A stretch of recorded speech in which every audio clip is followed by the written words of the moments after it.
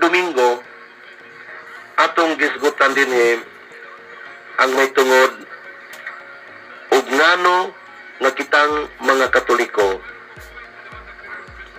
nisangpit man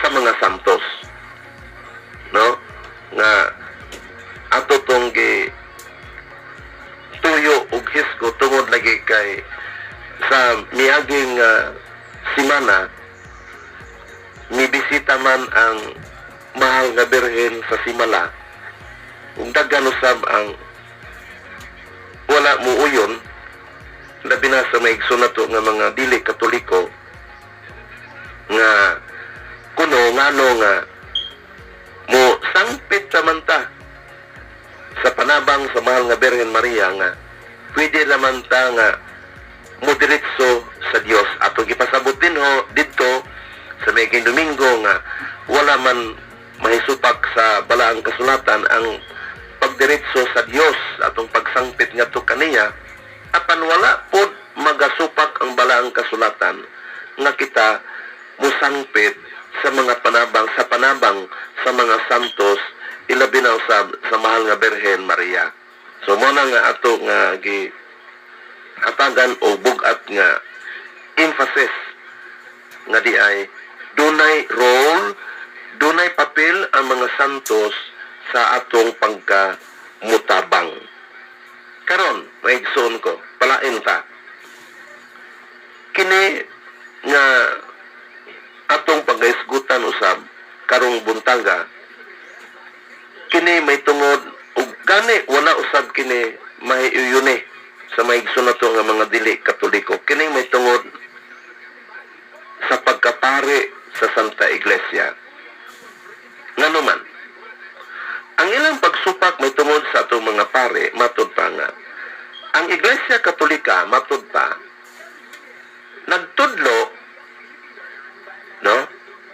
Nagtudlo nga dunay mga pare nga giordinahan aron makahalad sa misa ug makahatag og absolusyon kon pasaylo sa sala.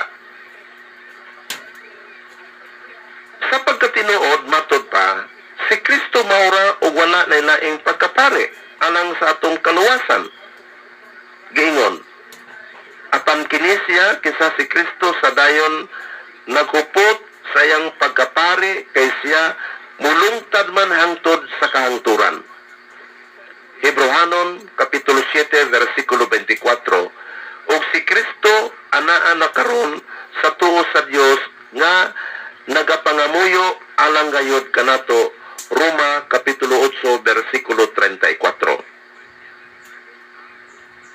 Ug matang Kristohanon nga nabunyagan nakambit sa pagkapari ni Kristo busa wala na kinahanglan nga duna pailain nga labaw nga pare gawas ni Kristo. Ug ang inyong kaugalingon usab mahimong balaan nga pagkasaserdote kon pare 1 Pedro kapitulo 2 versikulo 5. Ug kung dunay nakahimo sa igo nga halad mao ang pagkapari ni Kristo. Sanglit wala siya'y sala. Lahi sa ubang mga labang pare siya wala magkinanglan sa adlaw-adlaw nga paghimong mga halad nga inihaw. Nahiuna alang sa iyang mga sala ug sa mga sala sa ubang mga tao kay kini gihimo niya sa makausa nga walay pagsubli-subli sa paghalad sa iyang kaugalingon. Hebrehanon kapitulo 7 versikulo 27. Kung makasala kita dili kay moadto kita sa pare.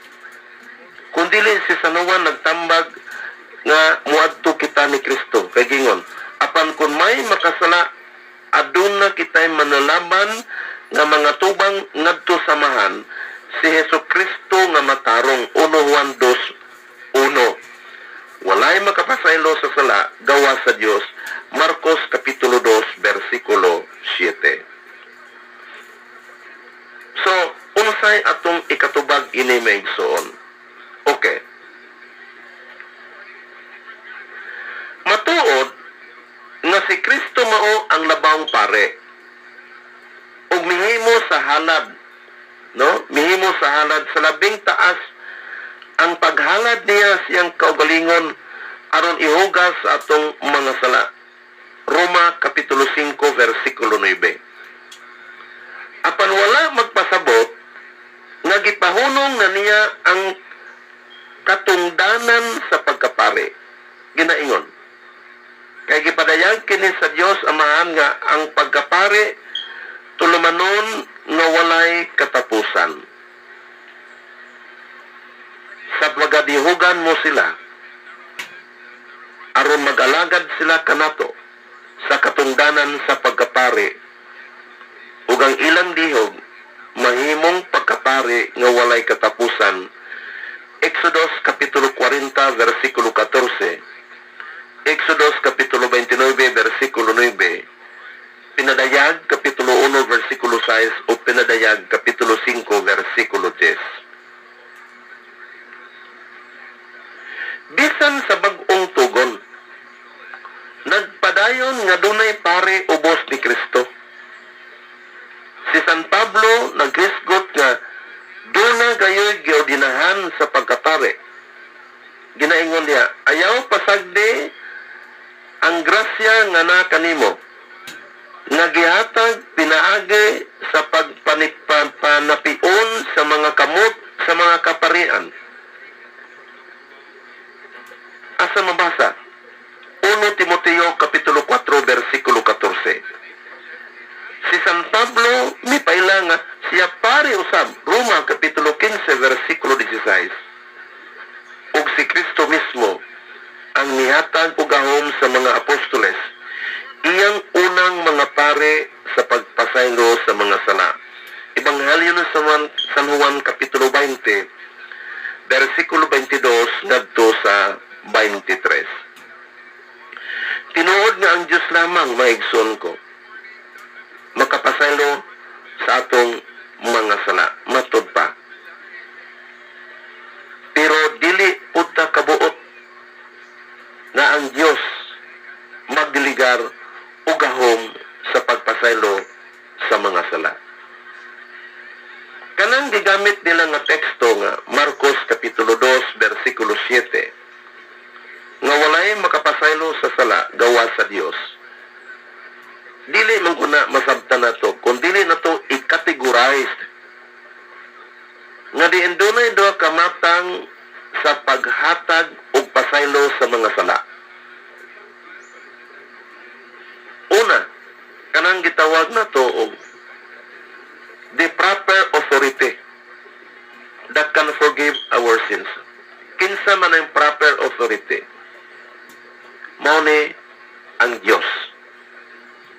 Walay makasupak nga ang Dios mao ang gitawag nato proper authority that can forgive our sins.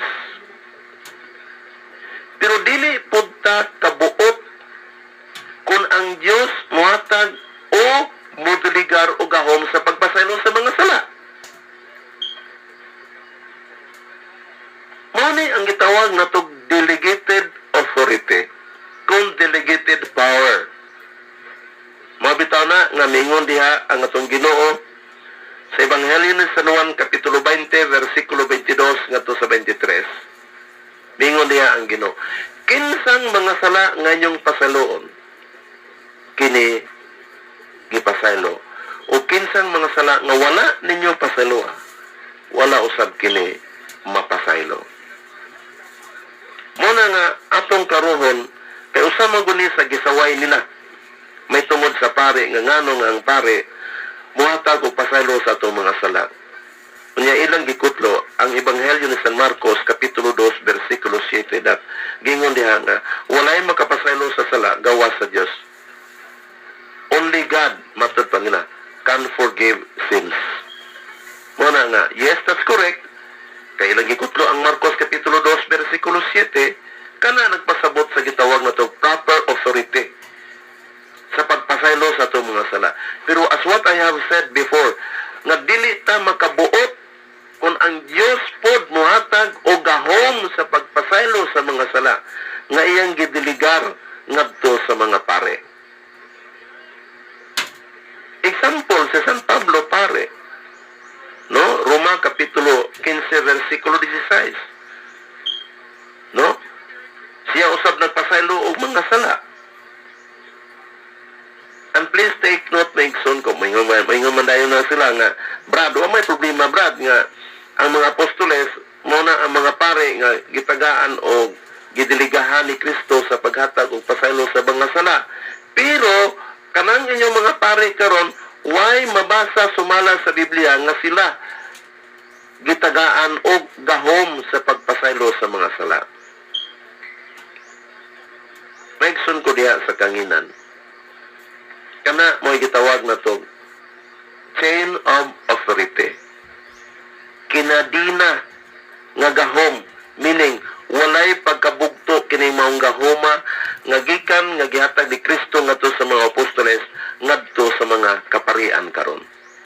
Mingon tingalipod mo, asa may mabasa ban kapataka lang kag istorya.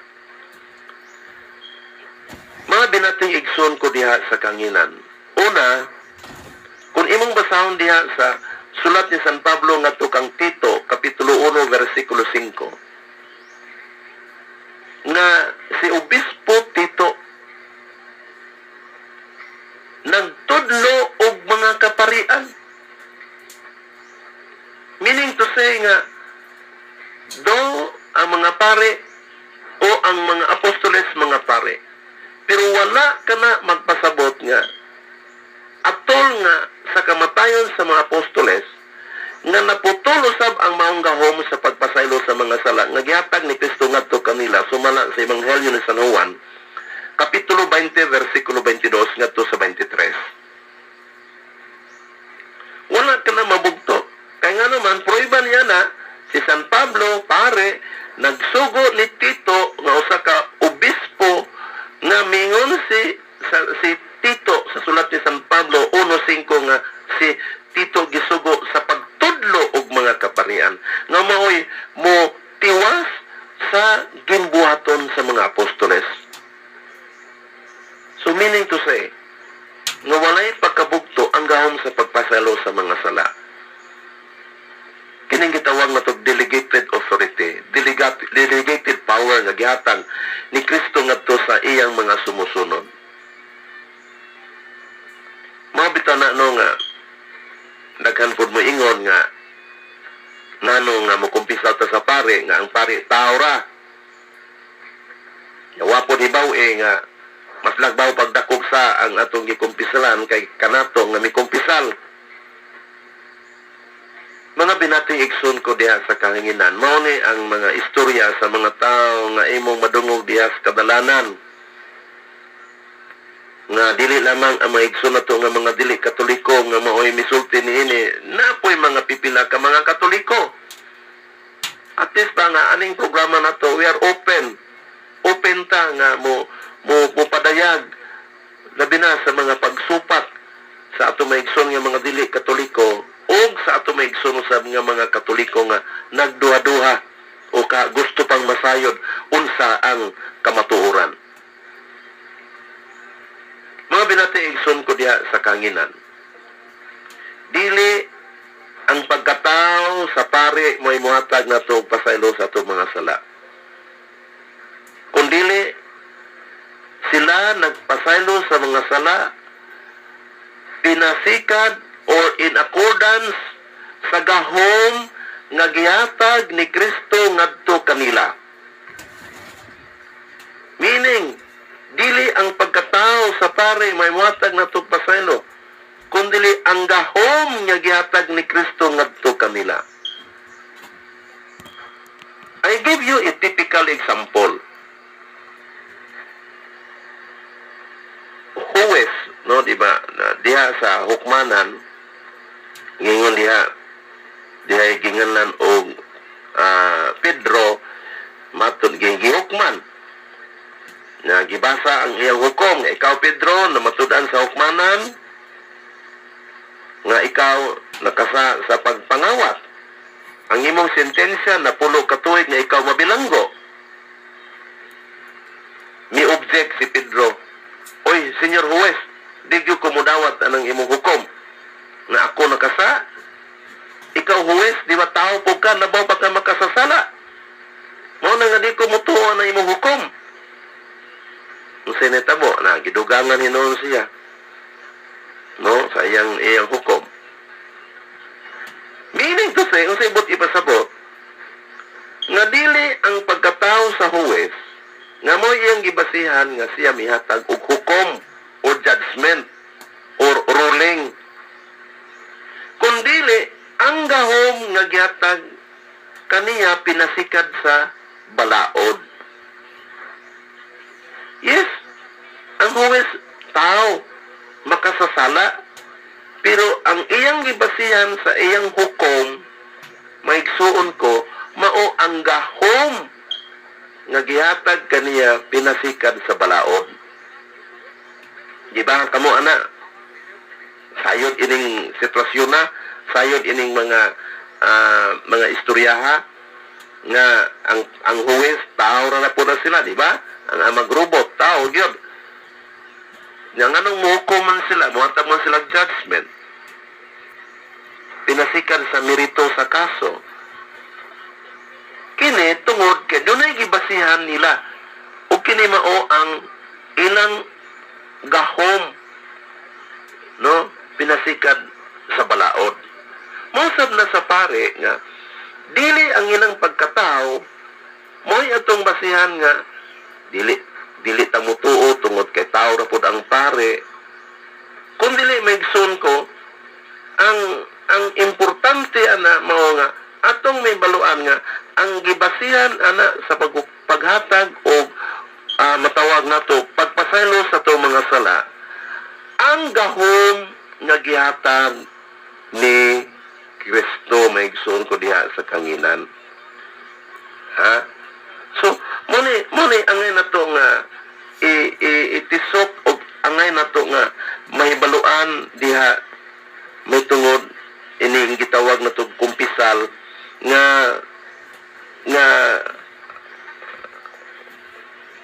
atong gisgutan may tungod ni ining gimbuhaton sa pagkapare nga gisaway sa mga igso na to nga mga dili Katoliko, no?